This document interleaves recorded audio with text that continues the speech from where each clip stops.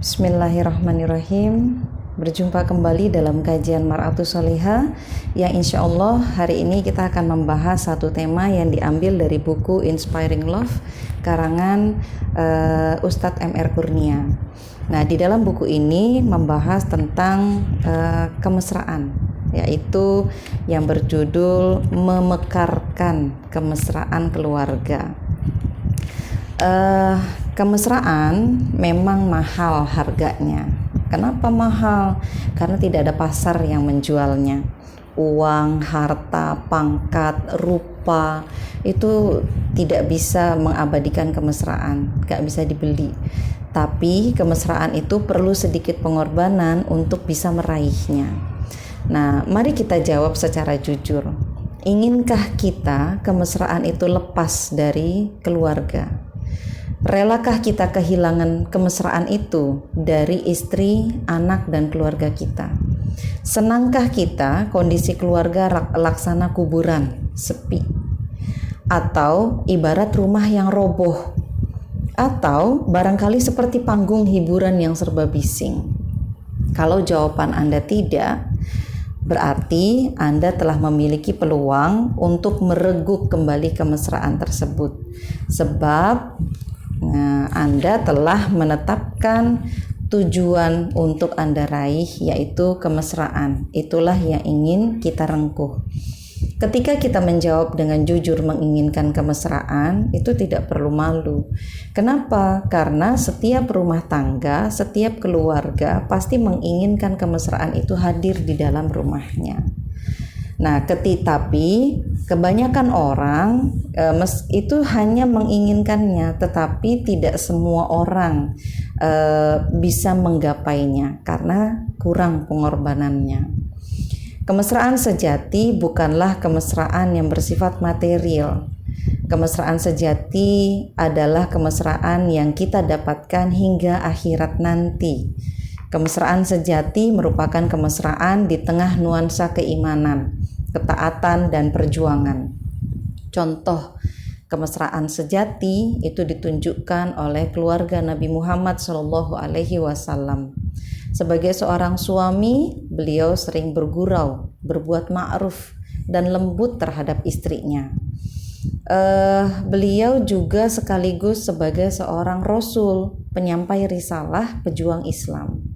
Salah satu istrinya, yaitu Ibunda Khadijah radhiyallahu anhu, adalah penopang utama dakwah Nabi. Beriman pertama kali dan membiayai hampir seluruh dakwahnya Nabi itu dibiayai oleh Khadijah. Sekalipun demikian, Ibunda Khadijah tetap rendah hati, berakhlak mulia, menjaga kesuciannya. Ia juga menjadi ibu yang baik bagi anak-anaknya, serta tetap menghormati dan mentaati Rasulullah sebagai suaminya. Ibunda Khadijah lah yang senantiasa menenangkan ketakutan Nabi SAW. Pada saat menerima wahyu, Ibunda Khadijah menenangkannya. Pada saat was-was ketika ditolak oleh masyarakat pada saat berdakwah, Ibunda Khadijah menenangkannya, mendampingi Rasulullah pada saat diboikot. Nah, kemudian contoh lain adalah keluarga Abu Tholhah. Beliau adalah seorang pejuang dan sahabat dekat Nabi SAW. Istrinya bernama Ummu Sulaim binti Milhan radhiyallahu anhu.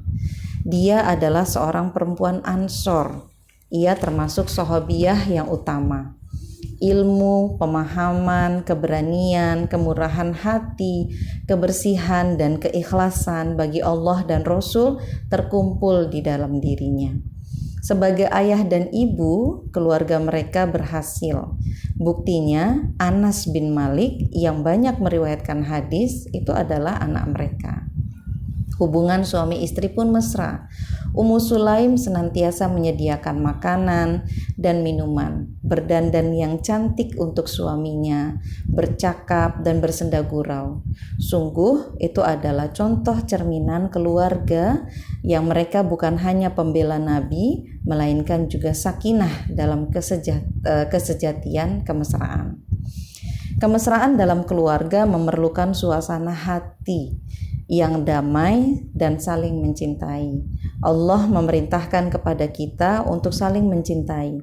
Satu-satunya hal yang dapat menjadi alasan untuk menangguhkannya adalah cinta kepada Allah, Rasul, dan jihad fisabilillah. Allah Subhanahu wa taala menegaskan di dalam Quran surat At-Taubah ayat yang ke-24.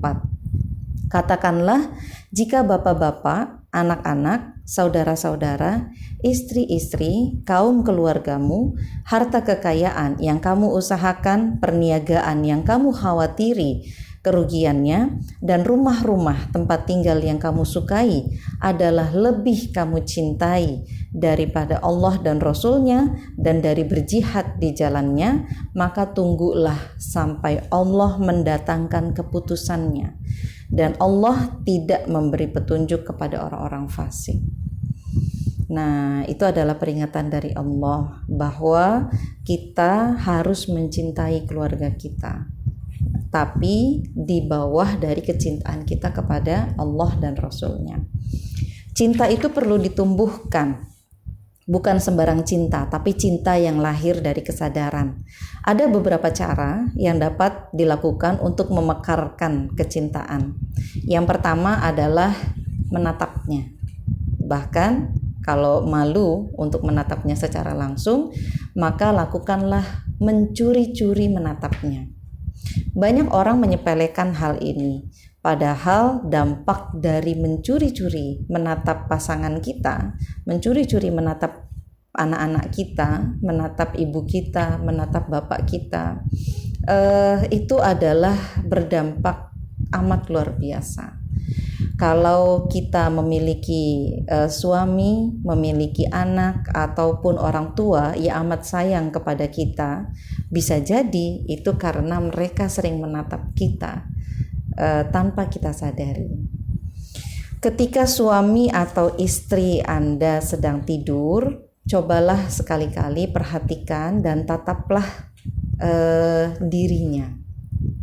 Cobalah lihat dari ujung rambut sampai ke ujung kakinya. Perhatikan rambutnya. Perhatikan uban yang mulai tumbuh di rambutnya.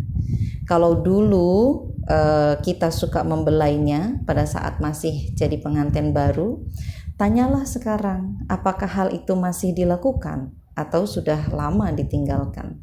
Jangan-jangan pasangan kita, suami kita merindukan untuk dibelai oleh kita. Hanya saja boleh jadi ia tidak sempat untuk memintanya atau ragu karena kesibukan atau khawatir kita akan berkata, manja sekali, sana-sana. Nah, kadang kita yang menyebabkan hal itu tidak lagi terjadi. Coba kita perhatikan juga secara diam-diam kesibukannya. Ketika dia sedang sibuk, wajahnya sedang serius, jari jemarinya fokus menekan keyboard, matanya melihat laptop, kemudian kalimat yang keluar adalah ini sudah dikejar deadline, kerjaan ini harus selesai hari ini. Nah, biasanya kalimat itu akan merubah suasana hati kita. Kita bisa jadi bete gitu ya karena kalimat itu. Nah, padahal kita tahu itu adalah suasana yang tidak enak juga untuk suami, karena siapa yang menyukai deadline? Pekerjaan harus diselesaikan dengan segera, padahal bermanja-manja, bersantai-santai itu adalah sesuatu yang menyenangkan. Nah, karena itu cobalah dalam suasana seperti itu kita hidangkan teh hangat atau coklat hangat, minuman hangat untuk suami. Kemudian ditanya, ada yang perlu dibantu nggak? Gitu, supaya tugasnya cepat selesai. Sesuatu yang kecil seperti itu bisa memunculkan kemesraan dengan sangat besar. Ringkasnya, gunakanlah setiap kesempatan yang mungkin untuk mencuri, menatap, dan membayangkan mereka. Jangan sekali-sekali mengabaikan hal yang seakan-akan sepele ini. Di baliknya ada kekuatan energi cinta yang dahsyat untuk memupuk kemesraan. Yang kedua, selalu doakan mereka. Setiap kali usai sholat, doakan. Pada saat kita sedang berpuasa sunnah, doakan. Pada saat kita sedang berpuasa di bulan Ramadan, doakan, karena itu adalah saat-saat yang mustajab untuk kita berdoa. Doakan dia, ya Allah, suamiku bukanlah Muhammad, bukan pula Ibrahim. Ia hanyalah seorang laki-laki zaman sekarang yang tengah berupaya menjadi laki-laki yang soleh. Ampunilah ia ya Rahman. Duhai Ilahi, kami sangat mencintai anak-anak kami. Jadikanlah mereka anak yang soleh dan soleha bagi kami. Atau seorang suami mendoakan istrinya, ya Allah, istriku bukanlah Khadijah atau Aisyah. Ia hanyalah seorang wanita zaman sekarang, zaman milenial, yang tengah berupaya menjadi wanita soleha. Ampunilah ia ya Allah. Banyak contoh di dalam Al-Quran bagaimana para rasul berdoa untuk istri dan keturunan mereka. Di antaranya di dalam Quran surat Nuh ayat yang ke-28. Ya Tuhanku, ampunilah aku, ibu bapakku, orang yang masuk ke rumahku dengan beriman, dan semua orang yang beriman, baik laki-laki dan perempuan. Dan janganlah engkau tambahkan bagi mereka orang-orang yang zalim itu selain kebinasaan.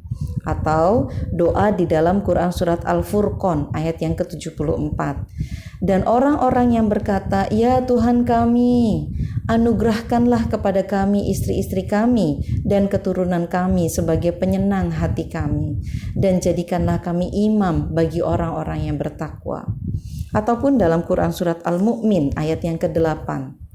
Ya Tuhan kami, dan masukkanlah mereka ke dalam surga Aden yang telah engkau janjikan kepada mereka, dan orang-orang yang soleh di antara bapak-bapak mereka dan istri-istri mereka dan keturunan mereka semua. Sesungguhnya engkaulah yang maha perkasa, lagi maha bijaksana. Langkah yang ketiga untuk memekarkan kemesraan adalah beri hadiah. Anda dan kita semua perlu belajar dari orang-orang tua zaman dulu. Orang-orang tua zaman dulu setiap kali keluar rumah, ketika kembali ke dalam rumah, mereka selalu membawa buah tangan, meskipun itu hanya sebutir permen saja. Orang tua kita selalu membawa itu, selalu membawa oleh-oleh. Ketika ditanya kenapa membawa oleh-oleh? Untuk menyenangkan orang rumah yang telah ditinggal sepanjang dia pergi keluar rumah.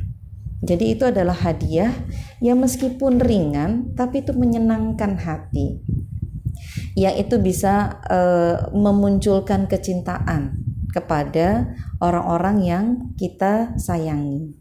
Itulah 3 penumbuh suasana hati antara kita, pasangan kita, dan keluarga kita.